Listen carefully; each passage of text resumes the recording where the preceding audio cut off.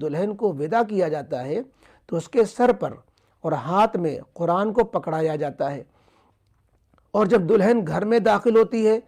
تو بھی یہی کرنا کیا جاتا ہے۔ یہ بدعت میں شامل ہے یا نہیں؟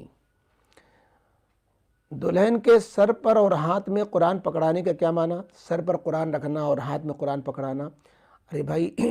وہ عورت ذات ہے، اب یہ پتہ نہیں وہ پاکی کی حالت میں ہے کہ ناپاکی کی حالت میں ہے، قرآن اس کو پکڑانا، اور پھر اس کا فائدہ کیا؟ ہو سکتا ہے کسی بوجھ بجکڑ بوڑھے نے اس نیت سے شروع کی ہو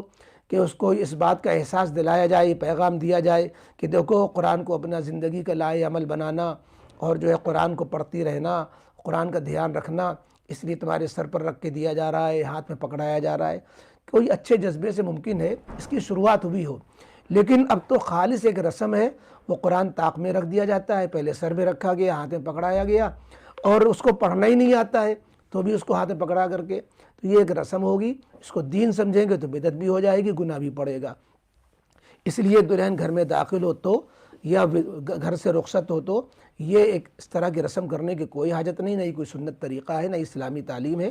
یہ خام خواہ کی ایک رسم ہے۔ اس کو آپ بچپن سے قرآن سکھائیں، نمازی بنائیں، اور قرآن کی تلاوت صحیح ڈھنگ سے اس کو کرنے کا عادی بنائیں، اور روزانہ کا اس کا مزاج بنائیں، پھر آپ قرآن اس کے سر پہ رکھیں، چاہے ہاتھ میں پکڑائیں، وہ انشاءاللہ خود قرآن پڑھتی رہے گی۔